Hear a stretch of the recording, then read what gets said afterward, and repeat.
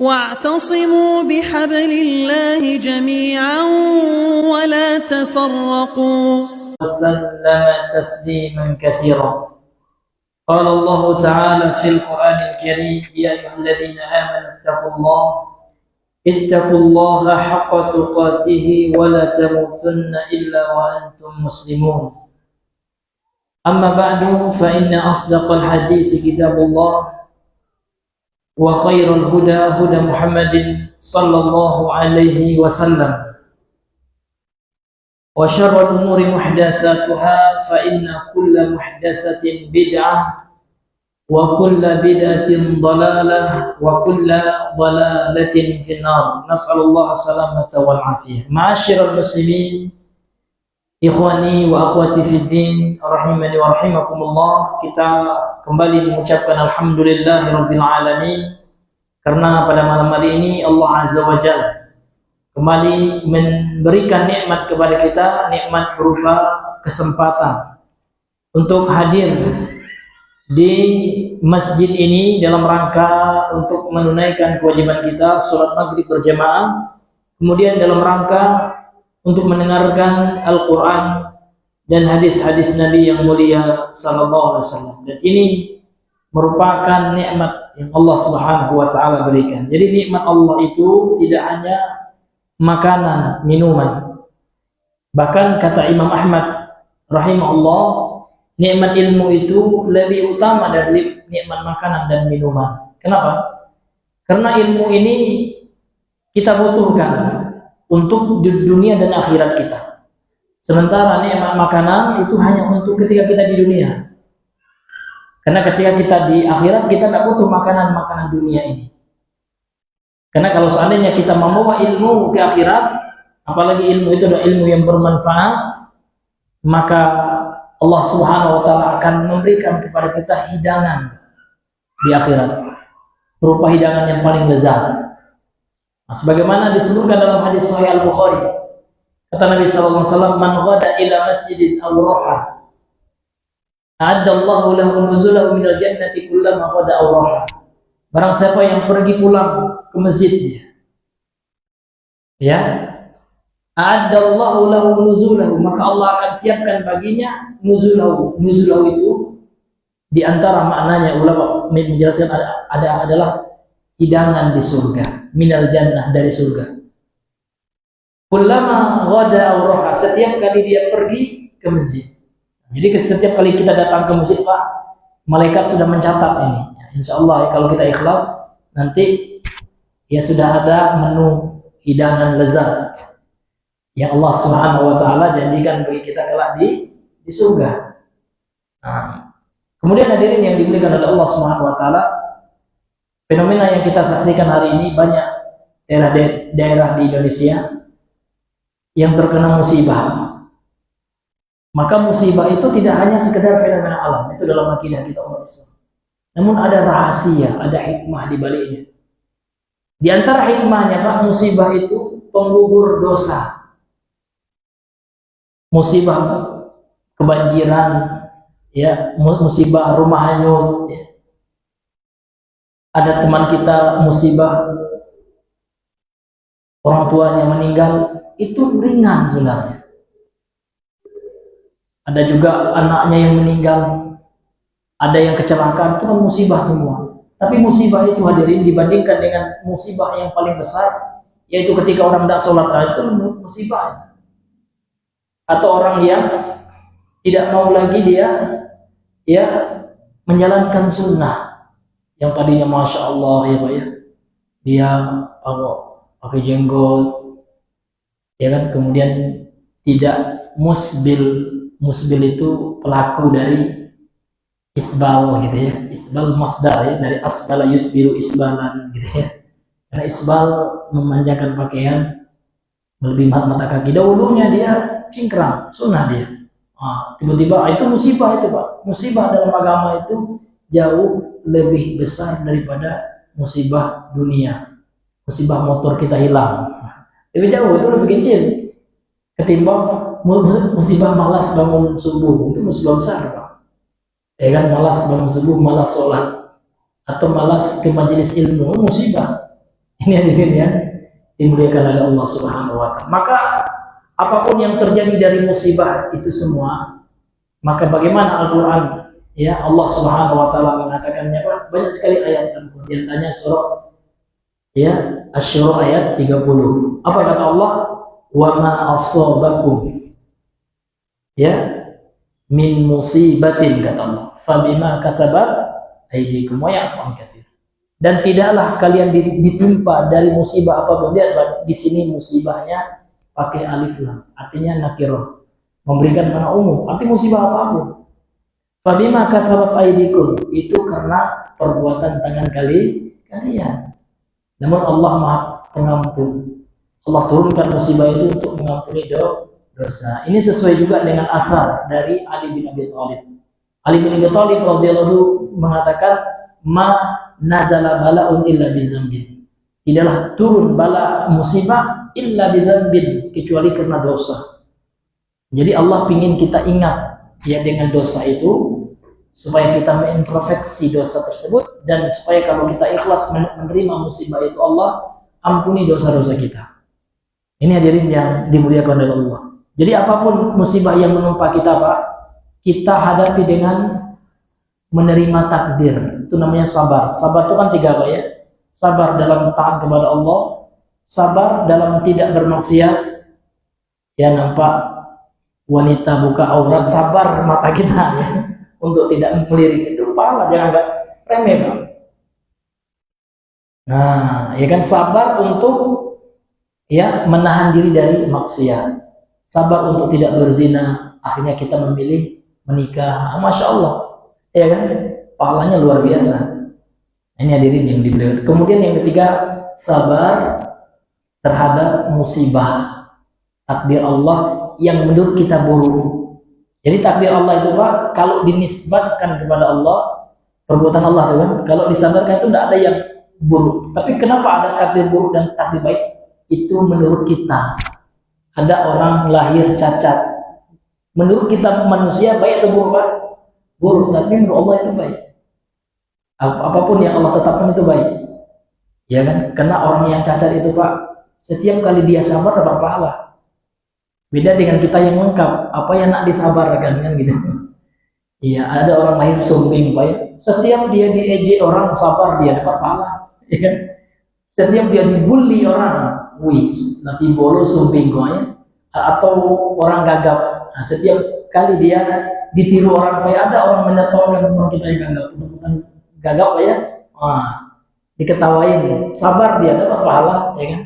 Nah, ini hadirin yang dimuliakan oleh Allah. Maka kita tidak boleh, Pak ya, membuli. Membuli itu dosa besar ya dalam Islam. Dia, baik. Kemudian salam dan salam kepada Rasulullah SAW. Allahumma shalli ala Muhammad wa ala ali Muhammad. Ma'asyiral muslimin yang Allah muliakan. Jadi kita kembali melanjutkan kajian kita, kitab Al-Mulakhas ya, fi syarh kitab Tauhid, yang mana pembahasan kita pada malam hari ini masih hadis ya, yang ditulis oleh penulis pada bab majaa fit tatayyur. Jadi pembahasan kita masih bab majaa, apa saja yang datang dari dalil ya tentang tatayyur. Tatayyur telah kita bahas kemarin. Qala al-musannif rahimahullah, berkata penulis yaitu Syekh Muhammad ibnu Abdul Wahhab At-Tamimi An-Najdi rahimahullah, wa li Abi Dawud bi sanadin sahihin an Urwata bin Amir qala dzukirat at-tiyaratu atau dzukiratit tiyaratu 'inda Rasulillah sallallahu alaihi wasallam faqala ahsanuha al-fa'lu wa la taruddu musliman fa idza ra'a ahadukum ma yakrahu falyaqul Allahumma la ya'ti bil hasanati illa ant wa la yadfa'u sayyi'ati illa anta wa la haula wa la quwwata illa bik. Hadis ini akhrajahu Abu Dawud. Menurut penulis kitab ini, Pak, hadis ini sahih.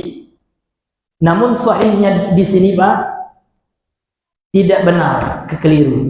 Karena menurut pendapat yang lebih kuat, hadis ini lemah sebagaimana disebutkan oleh Syekh Albani dan juga disebutkan oleh Syekh Saleh bin Abdul Aziz ya, Al-Syekh ya, dalam kitabnya At-Tamhid bi Syarh Kitab Tauhid ya.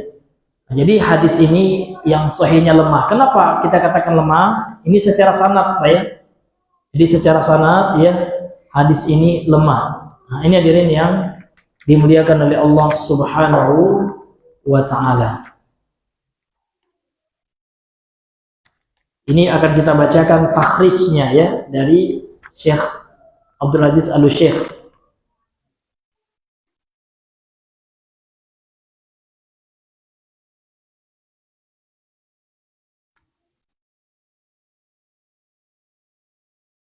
Akhrajahu Abu Daud. Tadi sini dikeluarkan oleh Imam Abu Daud dalam sunannya, dalam hadis, dalam kitab Tib, dalam sunan Abu Daud. Babun ya, fit tiyarah, bab. Jadi beliau buat bab khusus ya dalam kitab Tib itu bab fit tiyarah ya. Hadisu salasimiatin wa salasi alafin wa tis'imiatin ya ba'da asyarah. Nah, hadis nomor 3910. Ini hadirin yang dimuliakan oleh Allah Subhanahu wa taala. Iya. Iya. Maaf ya, hadis nomor ya salasati alafin ya wa tis'ata asyara, hadis nomor 3900 ya. Iya, 19. Kemudian hadis ini juga diriwayatkan oleh Wa bin Abi Syaibah. Jadi hadisnya nomornya salah satu alafin wa tis'umi'atin ya ba'da tis'ata asyara kan gitu. Hadis nomor 3919 dalam Sunan Abu Dawud kata beliau. Kemudian hadis ini juga diriwayatkan oleh Wa bin Abi Syaibah fi Musannafihi. Diriwayatkan juga oleh Imam Ibnu Abi Syaibah dalam kitabnya Al-Musannaf ya. Kemudian hadis ini juga diriwayatkan oleh Imam Al-Baihaqi dalam Al-Kubra, yakni As-Sunan Al-Kubra. Min tariqi Sufyan Ats-Tsauri. Jadi hadis ini dari jalan seorang tabi'in, ya, ulama tabi'in yang terkenal yang sering kita dengar namanya yaitu Al-Imam Sufyan Ats-Tsauri an Habib ibni Abi Sabit, dari Habib bin Abi Sabit. An Urwata, dari Urwah, ini bin Amir ya kan. Nah, wa fi isnadi, dalam sanad hadis ini Pak, sebagaimana yang disebutkan di sini dalam kitabnya Tamhid ini ya. Dalam sanadnya itu ada nama perawi Habib bin Abi Sabit. Wa huwa mudallis. Dia adalah seorang perawi yang mudallis. Dalam ilmu hadis, seorang perawi yang mudallis kalau dia meriwayatkan hadis dengan sirah an atau mu'an'an ya, waqad an-ana, waqad an-anahu. Jadi dia meriwayatkan hadis dengan sirah ta'amul an ya, maka hadisnya menjadi dhaif gitu ya. Nah, ini hadirin yang dimuliakan oleh Allah Subhanahu wa taala. Wa Urwata ibnu Amir, sedangkan Urwah bin Amir mukhtalafun fi suhbatihi. Para ulama berselisih pendapat apakah dia sahabat atau tidak. Artinya apakah dia ketemu dengan Nabi atau tidak. Nah, sehingga hadis ini yang kuat pendapatnya dhaif. Wandur, lihat ya Dhaif al-Jami'. Ya, kitab ya Dhaif al-Jami' yang ditulis oleh Syekh Al-Albani rahimahullahu taala. Dan hadis ini juga dicantumkan oleh Syekh Al-Albani dalam kitabnya Silsilatu al-Ahadits Dhaifah. Ya, ensiklopedia hadis-hadis dhaif. Jadi hadis ini dhaif ya karena ada perawi mudallis yaitu Habib ya bin Sabit tadi ya kan, dan dia meriwayatkan hadis ini dengan sirah an, waqad an-anahu kan gitu kata beliau. Maka hadis ini lemah walaupun penulis mengatakan sahih. Ini menunjukkan Pak Ahlussunnah itu tidak ada yang taklid ya kan. Nah, walaupun penulis kitab mengatakan sahih, ya, ulama Ahlussunnah yang lain mengatakan tidak, hadisnya lemah. Beda dengan orang sufi ya. Orang sufi kalau kawannya salah dibenarkan juga. Nah, ini menunjukkan bahwa tidak ada yang fanatik Ahlussunnah itu. Kalau Ahlussunnah yang lain diluruskan. Kalau salah bilang salah. Nah, maka jangan alergi kita Pak, ada seorang ustadz mengkritik ustadz yang lain selama pakai adab. Ya, sikap ustadz si fulan datang di kajian yasinan itu salah. Gitu kan. Itu bukan berarti kita menjatuhkan ustadz, enggak.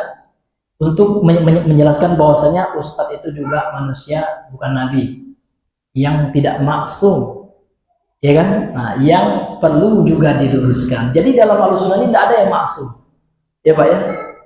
Ya, tidak ada yang anti kritik. Syekh Albani saja dengan Syekh Hamid At-Twaijiri ini sama ulama Ahlussunnah ini babanya apa ya? Saling membuat buku meluruskan pendapat satu sama lain. Saling debat ilmiah dengan buku gitu ya. Nah, ini hal yang biasa Pak. Selama kita menjaga adab. Nah, ini hadirin yang Allah berikan. Walaupun hadis ini Pak dari segi sanadnya dhaif, namun ya maknanya sahih. Apa alasannya Pak? Siapa yang bisa ngasih tahu kok maknanya sahih? Alasannya apa Pak? Dalilnya apa? Karena didukung oleh dalil yang sahih gitu. Karena dalil tentang tiara itu telah kita baca Pak ya. Dalil-dalil yang sahih pada pertemuan yang sebelumnya ya, seperti hadis la adwa wala tiyawata wala hamata wala safar. Ini hadis akhrajahu, hadis muttafaqun alaih, dikeluarkan oleh Imam Bukhari, dan artinya maknanya itu sahih karena didukung atau semakna dengan hadis sahih, walaupun secara sanad yang ini lemah. Paham ya Pak ya? Nah, ini hadirin yang dimuliakan oleh Allah. Artinya ada hadis lain yang mendukung maknanya. Iya. Baik ya. Kemudian Rasulullah bersabda dalam hadis yang dhaif ini Pak ya. Faqala, Rasulullah bersabda, ahsanuha, ya, kita belum baca ya. Wali Abi Dawud bi sanadin sahihin ya. An Urwah bin Amir qala dzukiratit tiyaratu inda Rasulullah SAW. Disebutkan tiarah di samping Rasul sallallahu alaihi wasallam. Faqala, Rasulullah menjawab, ahsanuhal fa'lu, yang terbaik dari tiarah itu adalah al-fa'lu. Al-fa'lu telah kita bahas Pak ya. Al-fa'lu adalah husnuzon kepada Allah, dan itu dibolehkan ya. Seperti doa, ini ucapan-ucapan baik, ucapan-ucapan yang positif. Semoga beruntung ya, insya Allah anak kamu akan sukses. Itu boleh, itu bukan tiarah Pak ya. Itu bukan tiarah, itu bukan tatayur. Nah, karena kita berhusnuzon kepada Allah, itu al-fa'lu, itu al-kalimatu thayyibah. Karena itu tafsirnya kemarin. Wala taruddu musliman, dan tiarah itu Pak tidaklah menghalangi atau menolak seorang muslim dari ketentuan Allah. Nah, jadi tiarah itu kan telah kita bahas. Tiarah itu apa Pak? Anggapan sial ya, yang dikaitkan dengan sesuatu yang tidak ada dalilnya kepada selain Allah, yang tidak ada dalilnya ya kan? Nah, maka tiarah anggapan sial itu tidak akan ya menghalangi seorang muslim dari mendapatkan kebaikan dari Allah. Fa idza ra'a ahdukum ma yakrahu, kalau seandainya ya kalian menyaksikan apa yang dia benci, apabila tiap-tiap kalian gitu ya melihat apa yang tidak dia sukai atau yang dia benci, falyaqul, maka hendaknya dia mengucapkan, Allahumma la ya'ti bil hasanati illa an, ya Allah, sesungguhnya tidak ada yang bisa mendatangkan kebaikan kecuali Engkau. Wala yadfa'us sayyi'ati illa an, dan tidak ada yang bisa menolak keburukan kecuali Engkau. Ini Pak. Wala haula, dan tidak ada daya usaha, wala quwwata, tidak ada kekuatan, illa bika, kecuali denganmu. Ini akidah kita sebagai seorang mukmin. La haula wala quwwata illa billah. Tidak ada daya dan upaya kecuali dengan kekuatan Allah. Tidak ada musibah yang menimpa kita melainkan musibah itu atas izin Allah. Allah itu semuanya atas izin Allah. Namun ada sesuatu yang Allah izinkan itu Pak, apa namanya, sifatnya kauniyah. Ada yang syar'iyah, ada yang kauniyah. Apa bedanya dengan syar'iyah yang kauniyah? Kalau yang syar'iyah, sesuatu yang Allah kehendaki yang sesuai dengan syariat Allah. Kemudian kalau yang qadariyah atau yang kauniyah, sesuatu yang Allah takdirkan untuk terjadi, baik yang sesuai dengan syariat maupun tidak sesuai dengan syariat. Seperti orang menyembah selain Allah, itu Allah kehendaki secara syariat Pak? Tidak, karena Allah tidak menginginkan kesyirikan.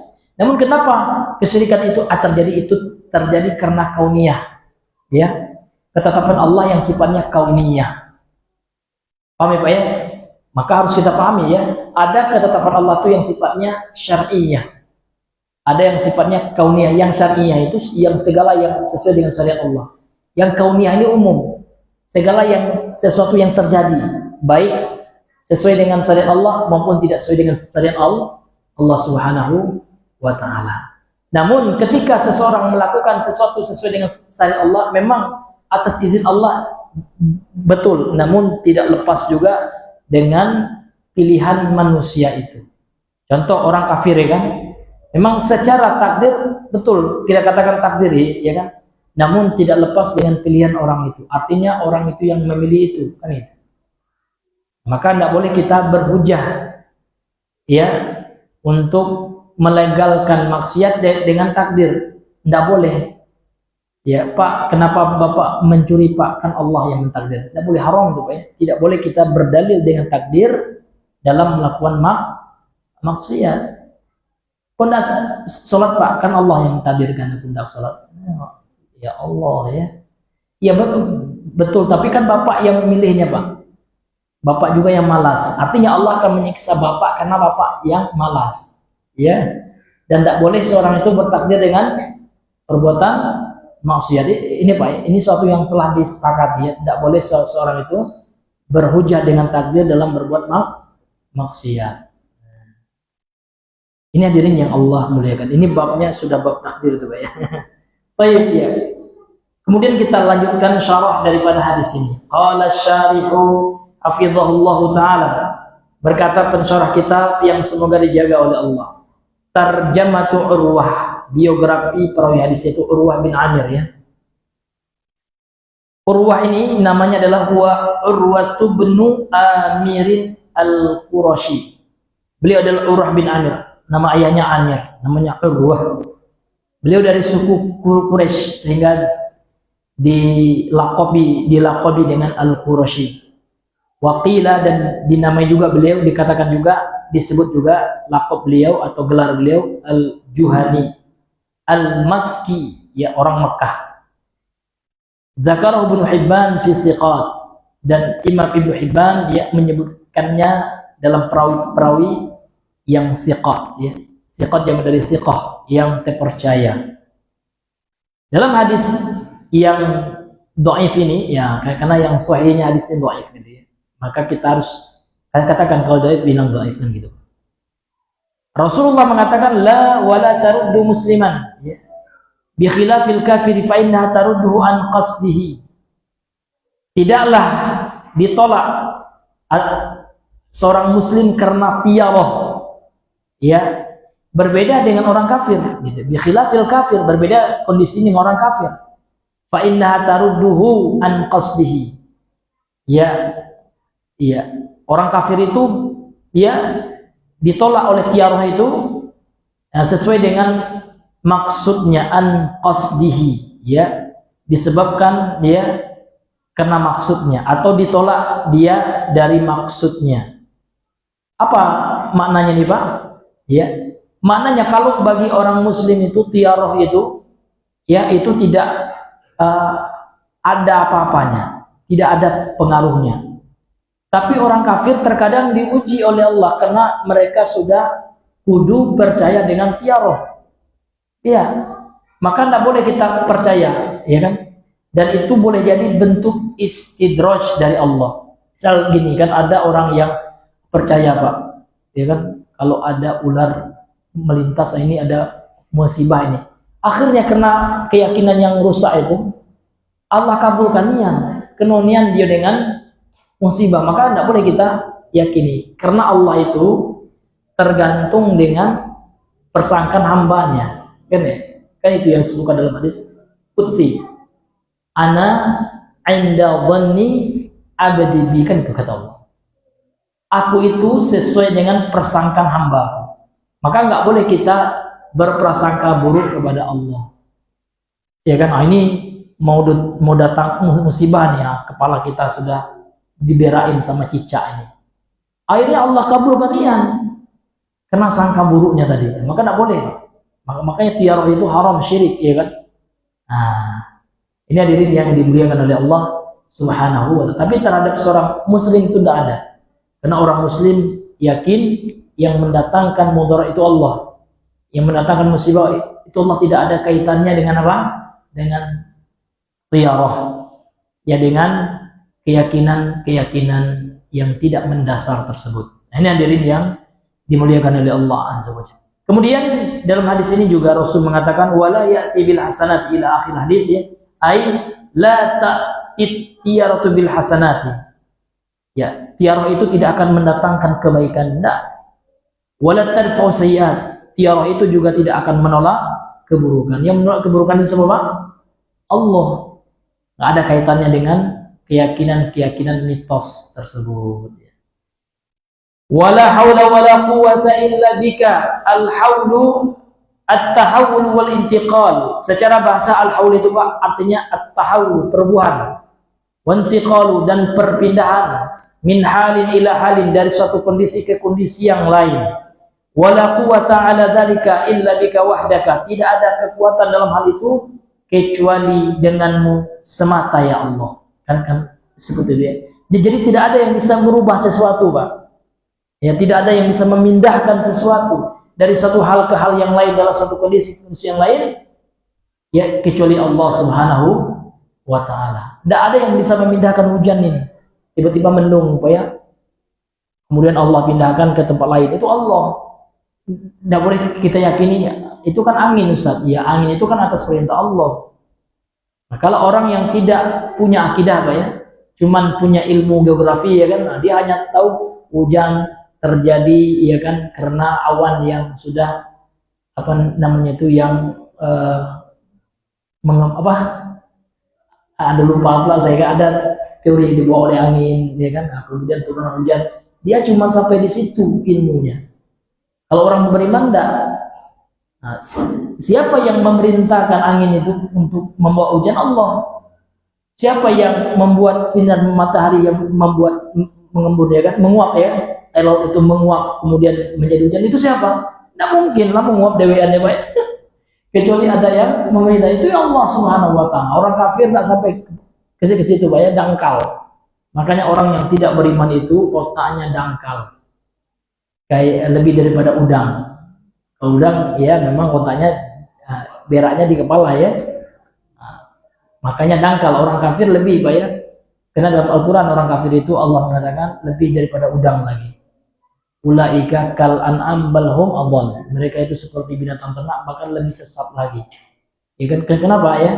Karena mereka sudah diberikan otak, beda dengan hewan. Hewan seperti itu karena memang otaknya tidak ada gitu. Ya kan? Nah, manusia diberikan akal oleh Allah, namun akalnya tidak membuat dia beriman kepada Allah, sehingga dia lebih, ya, rendah daripada hewan. Nah, ini Bapak Ibu yang Allah muliakan. Baik, sekarang kita masuk, ya, makna global dari hadis yang mulia ini. Qala syarihu afidahullahu ta'ala al-ma'na al-ijmali lil hadis. Makna global dari hadis ini. Yadhkuru rawiyu anna tiyarata dzukirat 'inda an-nabiy sallallahu alaihi wasallam. Perawi hadis ini menyebutkan, ya, siapa perawi hadis ini? Bang? Siapa, Bang? Perawi hadis ini Urwah, ya, bin Amir, ya. Bahwasanya tiyarah disebutkan di dekat Nabi sallallahu alaihi wasallam liyubayyina linnas, supaya Nabi menjelaskan kepada manusia hukumnya. Wa ma yu'malu hiyalah, dan apa yang harus dilakukan menghadapi, ya, permasalahan tiyarah itu. Fa abatala Nabi sallallahu alaihi wasallam at-tiyarata, kemudian Nabi membatalkan tiyarah. Tidak ada tiyarah itu, ya kan, dikatakan batil oleh Rasulullah. Wa akhbaru anna al-fa'la minha, dan Nabi mengkabarkan bahwasanya al-fa'lu, ya, bagian darinya, namun dia mustasna, pengecualian. Nah, dia adalah yang dikecualikan oleh Nabi SAW, bukan termasuk tiyarah yang tercela. Walakinnahu khairun, akan tapi al-fa'al itu kebaikan, atau khairun minha, lebih baik dari tiyarah. Wa akhbara, dan Rasulullah SAW juga mengkabarkan anna tiyarata la taruddu musliman an qasdihi, bahwasanya tiarah tidak bisa yang menghalangi seorang muslim dari tujuannya, dari maksudnya. Li imanihi, disebabkan oleh keimanannya. Annahu, bahwasanya orang mukmin beriman, la dharra wala nafi'ah illallah, tidak ada yang bisa memberikan kemudaratan, mara bahaya, musibah, ya kan, dan tidak ada yang bisa mendatangkan manfaat illallah, kecuali hanya Allah. Ini Pak keyakinan kita, ya kan. Maka kalau seandainya mobil kita hilang gitu ya, nah, jangan kita terlalu gelisah minta ampun sampai tidak sholat mikirkan mobil mana mobilnya, sampai lewat sholat subuh ya dia nyari mobil Anda. Itu bukan sikap seorang muslim. Seorang muslim yakin ini sudah takdir Allah, qadarullahu ma syaa fa'al.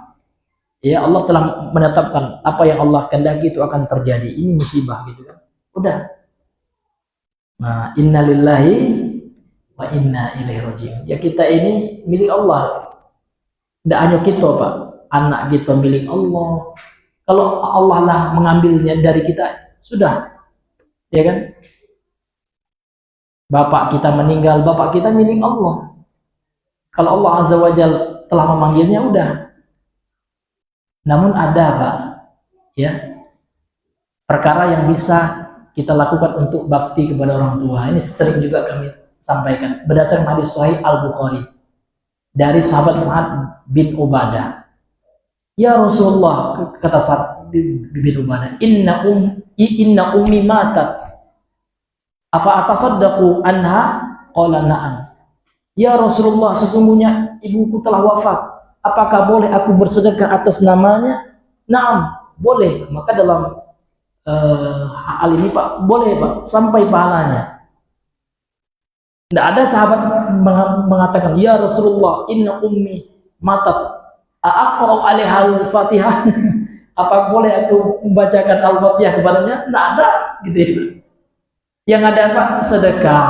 Ya, jadi Bapak bersedekah ini infak ibuku yang telah meninggal, satu sak sama pembangunan masjid, sampai insya Allah berdasarkan nas dari hadis ini. Boleh Pak, tapi jangan pula Al-Fatihah, ya. Tidak ada itu. Kalau itu baik Pak, tentu Nabi telah mencontohkan, sahabat telah nanya, sahabatnya tidak ada nanya, karena sahabat lah tahu jawaban, tidak akan ada itu, gitu.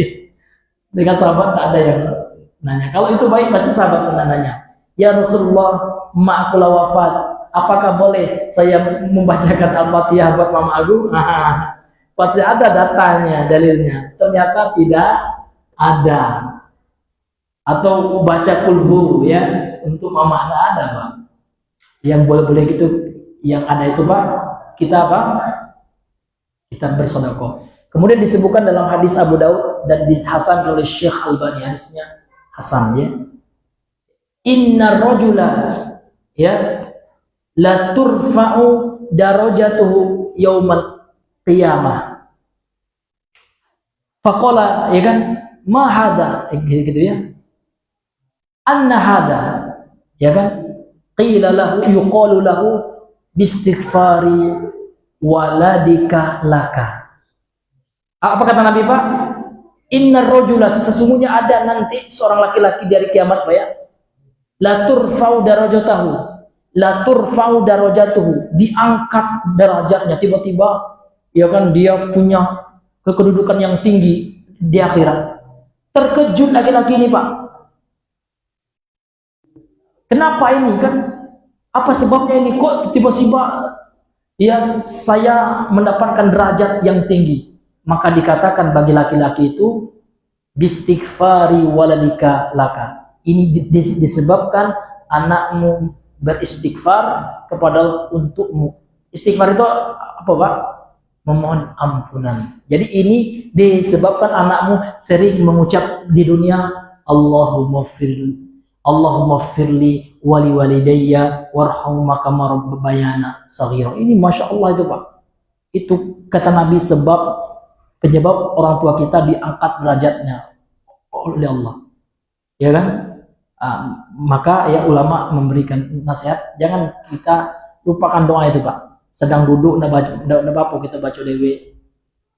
Lebih-lebih di waktu-waktu mustajab bainal adzan wal iqamah, antara azan dan iqamah, ketika sujud, iya kan? Nah itu, jangan melupakan kita orang tua kita. Ya Pak ya, kalau orang tua kita sudah tiada, tapi kalau kita masih ada orang tua Pak, Masya Allah, ini adalah kesempatan emas ya, ya, untuk mendapatkan surga, karena orang tua itu pintu surga. Nah, senangkan orang tua kita sebelum orang tua kita dipanggil oleh Yang Maha Kuasa. Kirim duit Pak ya, ya, kirim duit ke orang tua. Apa yang membuat orang tua kita senang? Misalnya dikirimin duit, ya kita kirim duit, ditelepon ya Pak ya. Kadang kita malah nian Pak ya nelpon orang tua gitu, tapi kalau bos gitu nelpon kita angkat, nah besok kita menolak ya Pak ya. Tapi orang tua malas dan kita nak nelpon, nah itu tentu rugi kita Pak ya. Ini hadirin yang Allah muliakan. Iya, Mas waktu bang belum ya? Belum ya? Masya Allah. Baik ya, kita lanjutkan. Kemudian kata beliau, wa inna ma tarudul musyrik alladhi ya'taqiduha. Dan sesungguhnya hanya saja yang menolak orang musyrik itu apa yang diyakininya gitu ya. Iya, jadi orang musyrik itu bisa Pak terkena sial karena keyakinannya terhadap tiaroh itu. Maka karena sudah kudu percaya dengan tiaroh, ya kan? Allah kabulkan nian sesuai dengan keyakinannya. Maka tidak boleh kita percaya dengan tiaroh itu. Nah, thumma arsyada sallallahu, kemudian Rasulullah memberikan bimbingan ilal ilajil ladzi tadfa'u bihi tiarah, ya, kepada obat yang bisa menolak dengannya tiarah itu. Wa huwa hadza du'a, dia adalah doa ini. Jadi dengan doa ini Pak, boleh doa ini walaupun sanadnya dhaif namun maknanya sahih. Boleh kita gunakan doa ini. Al-mutadammin, ya, yang mana doa ini mengandung ya ta'alluqal qalbi billahi wahdah. Ketergantungan hati atau hati hanya terpaut kepada Allah saja. Ini Pak. Ini yang merupakan inti tauhid itu Pak. Jadi tauhid itu Pak, intinya adalah bagaimana hati orang itu terpaut dengan Allah. Ketika dia kurang rezekinya, ya dia yakin ini Allah lagi mengujinya gitu. Dia nggak nyalahin siapa-siapa. Oh ini karena saya resign ini ya, aduh ya, menyesal saya keluar kerjaan. Lihatlah sekarang susah saya makan. Enggak, itu kurang tauhidnya Pak. Nah, karena dia yakin yang ngasih rezeki itu bukan pekerjaannya, malaikat Allah kan gitu. Itu inti tauhid. Tauhid itu Pak, ta'alluqul qalbi billah itu. Hati seorang itu terpaut dengan Allah. Sebagaimana syirik, inti syirik itu apa Pak? Ta'alluqul qalbi bi ghairillah, itu inti syirik. Hati seseorang itu sudah terpaut kepada selain Allah, itulah inti syirik itu. Maka kenapa orang nyembah kubur itu dikatakan musyrik? Karena hatinya terpaut dengan orang yang mati itu. Orang itu bisa membuat doa kita terkabul, ya kan? Orang itu hebat, syekh itu hebat. Maka dia minta, wahai Syekh Abdul Qadir tolong, karena dia yakin syekh itu sama kayak Allah. Itulah letak kesyirikannya Pak. Hatinya telah terpaut kepada makhluk, lupa dia dengan Khalik. Sementara kita umat Islam kan tidak orang yang bertauhid. Hati kita itu tidak terpaut dengan makhluk. Kita gantungkan hati kita kepada Allah Subhanahu wa Ta'ala. Begitu juga orang yang mengkeramatkan benda, mengkeramatkan zimat, ya datang ke dukun karena hatinya sudah yakin dengan apa kata dukun itu. Sementara dukun itu pendusta, pembohong, yakin dia. Ayo kata dukun, kan saya pernah dibilang sama orang rumah, Bibi, ada syirik Bi. Ada orang netizen yang percaya sudah diramalkan itu banjir di Sumatera Barat. Jangan dengar itu dajjal. Kok didengar pula? Kata dukun, masih percaya juga orang, padahal sudah datang musibah, masih percaya sama syirik itu. Kenapa? Ya karena tidak belajar tahu tauhid. Masih Pak, saya kaget ya dengar orang rumah pula gitu ya, ngasih tahu, na'udzubillah, sudah kena musibah. Kan betul kata dukun, siapa nama dukunnya? akan terjadi ini, nauzubillah, sudah diramalkan sama dukun katanya. Nauzubillah ya, sudah kena musibah masih mendengarkan ucapan dajjal. Itu dajjal itu dukun itu ya. Iya, mengklaim ilmu gaib, meramal pula. Iya kan? Meramal sesuatu yang jelas saja nggak bisa ya. Orang dukun itu ya. Nah, sosokan meramal ya, sosokan nak menjadi Tuhan kan gitu. Ingin menyaingi Allah mereka. Itulah letak kemusyrikan mereka. Kemudian kita lanjutkan, qala syarihu hafizahullahu taala, berkata pensyarah kitab Asy-Syaikh Shalih Al-Fauzan hafizahullah. Kemudian beliau mengatakan,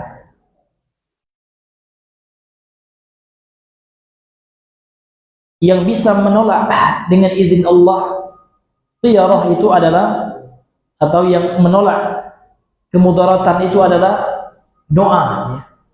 Karena doa itu mengandung keterpautan hati kepada Allah semata, fi jalbin naf'i, dalam mendatangkan manfaat, wa daf'id dharri, dan dalam menolak kemudaratan, wa tabarri, dan berlepas diri, minal hauli wal quwwati illa billah, dari segala usaha, daya usaha dan kekuatan hanya dengan Allah azza wajalla.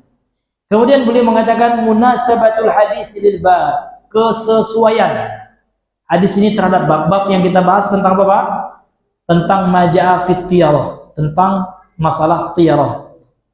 Apa kesesuaian hadis ini? Kata beliau, anna fihi, sesungguhnya di dalam hadis ini, ibtalat tiyarati wa bayana ma tudfa'u bihi wa istisna al-fa'li minha. Jadi dalam hadis ini terdapat pembatalan tiarah. Tiarah itu adalah batil gitu ya. Tidak benar, syirik ya. Dan penjelasan ya, ma tudfa'u bihi, apa yang bisa dilakukan untuk ya menolak ya keburukan itu, yaitu dikecualikan adalah al-fa'l ya, al-fa'lu, yaitu husnuzon kepada Allah, ucapan baik. Karena dalam hadis yang sebelumnya, al-fa'lu itu kata Rasulullah al-kalimatut thayyibah, seperti doa. Jadi doa ini masuk dengan al-fa'lu ya, anggapan baik, husnuzon kepada Allah. Dan ini bukan tiarah yang dilarang. Walaupun dalam hadis Nabi mengatakan ahsanuhal fa'lu, seolah-olah yang terbaik dari tiarah itu fa'lu. Seolah tiarah al-fa'lu itu adalah pengecualian dari tiarah yang dilarang. Kemudian ma yustafadu minal hadis, apa istifadah atau pelajaran dari hadis yang mulia ini? Awalan, yang pertama, ibtalut tiyarah, batilnya tiarah itu. Jadi tiarah itu batil, Pak. Makanya kalau telah datang kebenaran, maka kebatilan itu akan sirna. Idza ja'al haqqu wa zahaqal batil, innal batila kana zahuqa. Kalau seandainya kebenaran itu datang ya, yakni Al-Quran dan Sunnah ya, Sunnah Rasul ya, maka akan sirnalah kebatilan itu. Ini tiarah ini batil, ini dibatalkan dengan doa. Doa itu hak sunnah Nabi. Bahkan doa itu kata Rasul, ad-du'a'u wal ibadah. Doa itu adalah ibadah. Maka tiarah itu Pak, keyakinan mitos itu, ya kan? Nah, itu kita tolak dan kita ganti dengan bertafaul atau al-fa'lu, yakni dengan berdoa kepada Allah. Wa bayanu ma tudfa'u bihi, dan penjelasan apa yang dengannya bisa ditolak mara bahaya itu dengan izin Allah ya. Dengan apa itu? Minad doa, dari doa. Doa ini al-fa'lu itu yang dikecualikan oleh Nabi. Wa dzikri, dan dzikir. Dzikir itu penting Pak, ya kan? Karena dzikir itu ya banyak manfaat yang akan bisa kita dapatkan, seperti zikir pagi petang ya. Di antaranya kalau seorang membaca 100 kali pagi petang Pak ya, habis asar, habis subuh, la ilaha illallah wahdahu la syarikalah, lahul mulku wa lahul hamdu wa huwa ala kulli syai'in qadir. Kalau dia baca ya Pak 100 kali, maka disebutkan dalam hadis Sahih Al-Bukhari ya kan, maka itu akan ditulis Pak ya kan, baginya kebaikan. Iya. kemudian akan dibentengi dia, hirzan minasyaiton, ya, akan dibentengi dia dari setan. Jadi kalau seandainya kita ingin tidak diganggu oleh setan, Pak, ya, maka diantara yang bisa kita baca ini dalam zikir pagi petang itu. Kemudian jangan lupa membaca basmalah dalam setiap aktivitas kita. Mau makan baca basmalah, karena disebutkan dalam hadis sahih, Pak, setan itu ikut makan ketika kita makan. Namun ketika kita makan baca bismillah, setan jadi kurus dia, ya kan. Maka disebutkan dalam riwayat, ya kan, saya pernah baca dan hadisnya minimal hasan, Pak, ya, bahwasanya setannya orang yang tidak membaca bismillah itu, Pak, gemuk. Kenapa?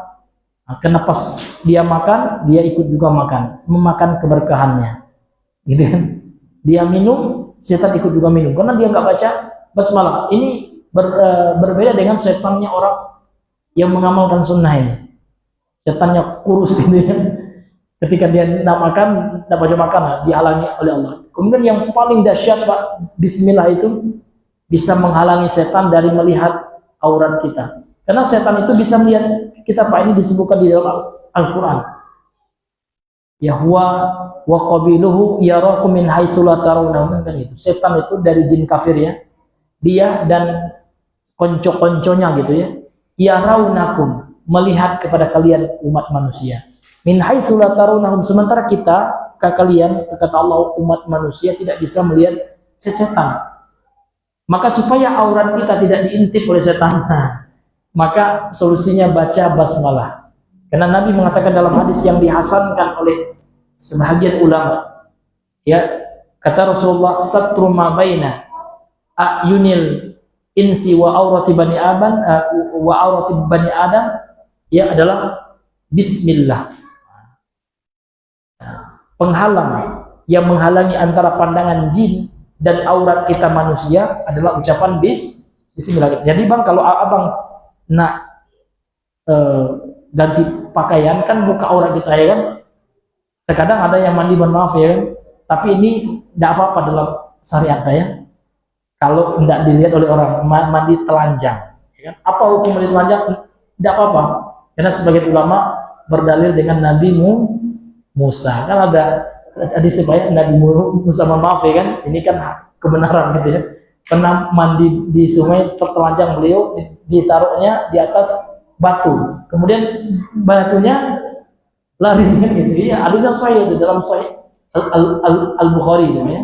Tidak boleh kita bilang mitos itu, tidak boleh. Kalau hadisnya sahih, tidak boleh kita bilang mitos, ya. Itu hadisnya sahih. Ini hadirin yang dimuliakan oleh Allah. Artinya dari itu para ulama mengambil hukum, ya, berdalil bahwasanya kalau tidak ada orang yang melihat, boleh kita mandi itu. Walaupun kalau dengan kain basahan tidak apa-apa juga, boleh dua-duanya, boleh, gitu, ya. Namun jangan lupa baca basmalah, baca tasmiyah, bismillah minimal, ya kan. Nah, kalau lengkapnya, kalau masuk WC itu bismillah, Allahumma inni a'udzubika minal khubuthi wal khaba'is, itu yang lengkapnya. Karena WC itu atau tempat mandi itu banyak setan, Pak. Dan setan itu kan ada yang betina, ada yang laki-laki. Nah, kalau kita yang laki-laki, Pak, nanti kalau nggak baca bismillah diintipnya kita, gitu, ya. Na'udzubillahi min dzalik. Maka penting kita baca ini. Kemudian juga kepada ibu-ibu kita di rumah yang suka, mohon maaf, ya kan, kalau di rumah nggak mungkin pakai cadar, Pak, ya. Buka, ya, buka cadar, bahkan tidak pakai jilbab juga kan tidak ada apa-apa, cuma dengan suami dan anak-anak, ya kan, boleh.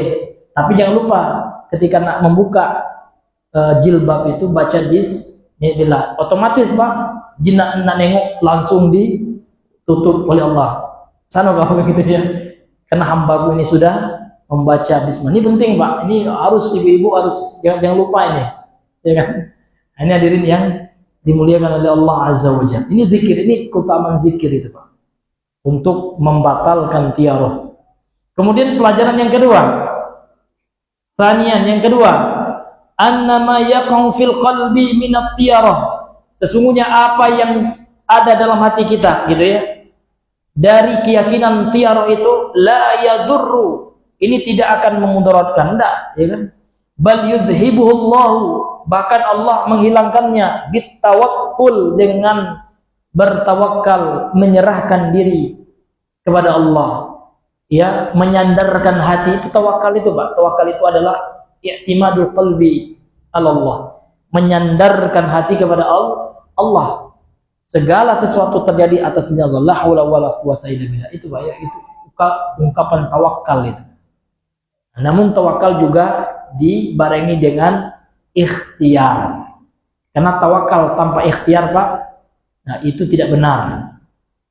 Ikhtiar tanpa tawakal itu sombong, kan gitu. Maka umat Islam itu tawakal yang benar. Tawakal itu adalah menyandarkan hati kepada Allah dengan menjalankan sebab syar'i. I'timadul qalbi 'ala Allah, ya, bifi'lis sabab, atau bi'akhdhis sabab, dengan mengambil sebab syar'i. Karena sebab itu ada dua, Pak. Bekerja itu sebab syar'i itu, Pak, ya. Karena sesuai dengan syariat, tidak dilarang oleh syariat. Ya. Mencuri, ya, itu sebab juga, namun sebab yang tidak syar'i. Ya, karena dia mengambil hak orang. Haram, ya, sebab yang diharamkan itu. Yang diharamkan itu ada dua, bisa syirik, bisa maksiat. Nah, sebab yang syirik ada, Pak. Orang, ya, pesugihan, nah, nak cepat kaya. Kan kita harus ikhtiar, Ustaz. Ya kan, saya ke Gunung Kawi itu kan ikhtiar, itu ikhtiar dan syirik, Pak. Bilang aja gitu, ya. Betul, kita harus berusaha dalam hidup ini, tapi jalanilah usaha yang Allah halalkan. Nah, yang haram kan dua, Pak, ya. Ada yang syirik, ada yang maksiat. Syirik ini lebih berbahaya. Ini hadirin yang Allah muliakan. Kemudian yang ketiga, salisan, yang ketiga, annal fa'la minat tiyarati wa huwa khairuha. Sesungguhnya fa'al itu dari tiyarah, bahagian dari tiyarah, dan dia yang terbaiknya. Artinya dia yang diculikan, yang lainnya buruk, maksiat, syirik, ya kan? Namun yang terbaiknya adalah al-fa'l. Kemudian yang keempat, wujubut tawakkuli 'ala Allah, wajib hukumnya bertawakal kepada Allah. Wa man yatawakkal 'ala Allah fa huwa hasbuh. Barang siapa yang bertawakal kepada Allah, maka cukuplah Allah sebagai penolongnya. Maka tawakal itu apa, Pak? Menyandarkan hati kepada Allah. Kita yakin yang ngasih kita rezeki itu Allah, namun kita tetap bekerja, karena bekerja ini adalah ikhtiar, usaha yang syar'i.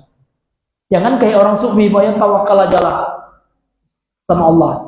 Kaki makan macam mana, ya, udahlah, kalau Allah mengizinkan, kaki adobe orang yang ngantari makanan, yang penting kita doa aja. Ini tidak betul juga itu, ya kan? Artinya dia tidak menjalankan sebab syar'i. Harus kerja, Pak, ya kan?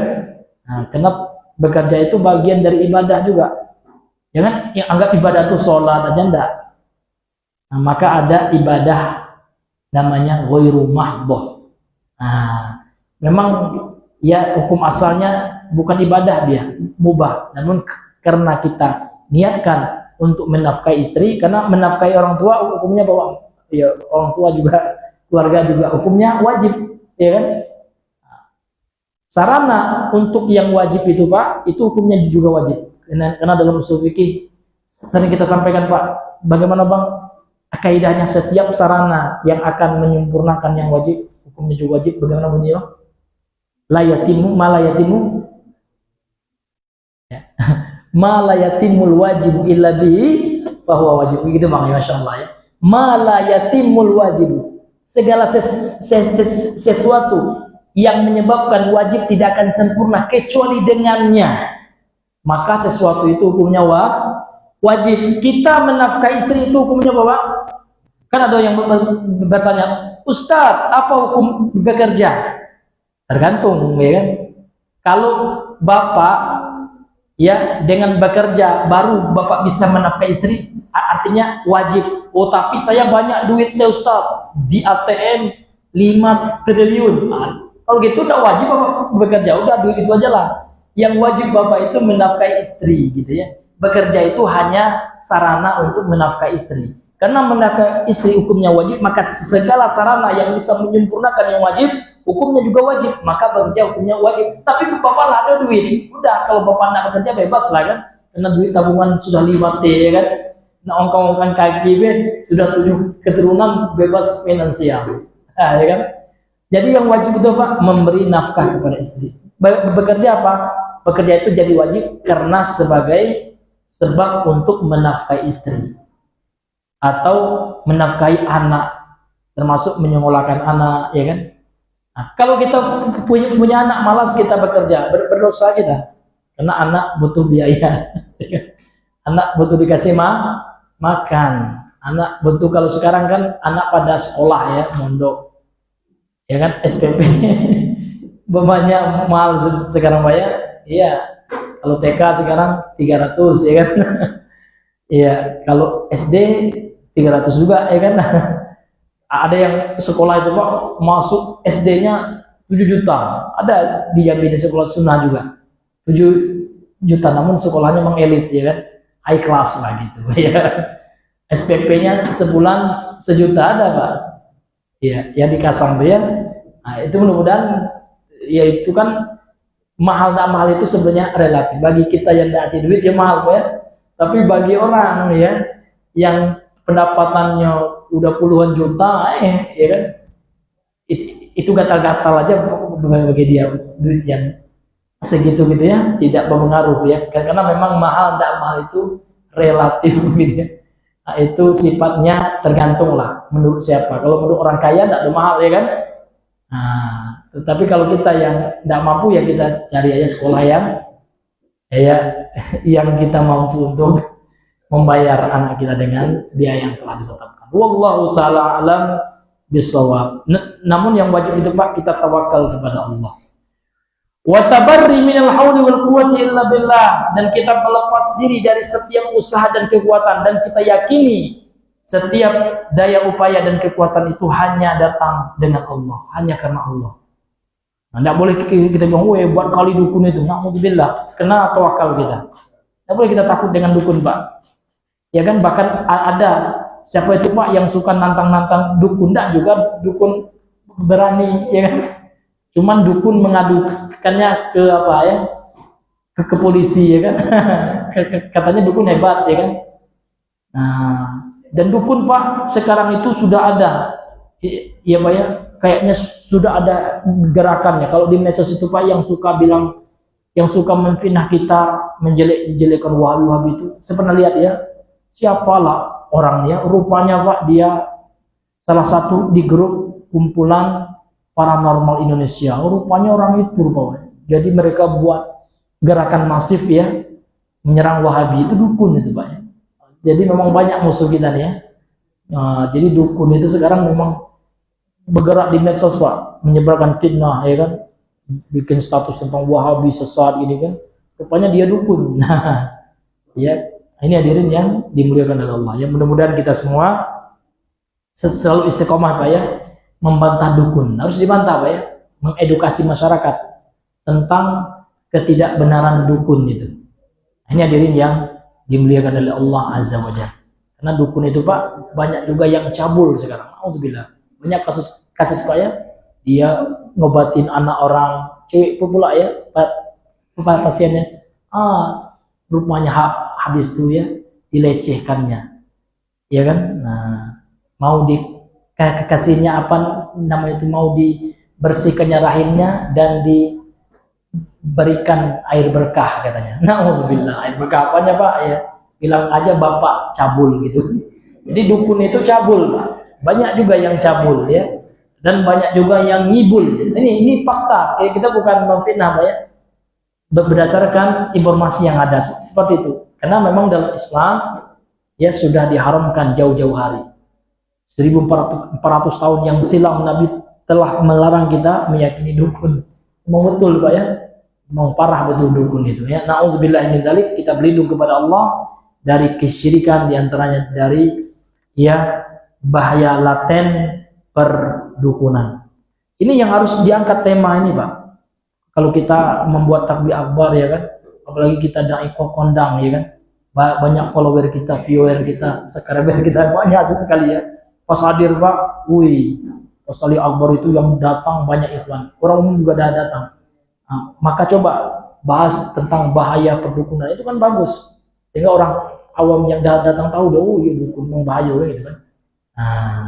Ini harapan kita bagi mereka-mereka ataupun para asatis kita yang kondang, yang banyak jamaahnya, harapannya bisa selalu menyuarakan tauhid ya.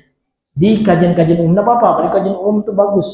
Karena Nabi begitu, Nabi itu diajaknya orang Quraisy semua kan, maka beliau mengatakan ya ayuhan nas qulu la ilaha illallah, ya diajaknya kepada tauhid, dijelaskannya tauhid. Ini hadirin yang Allah muliakan. Wallahu taala a'lam bishawab. Karena mengingat waktu Pak ya, sudah hampir jam 8 ya.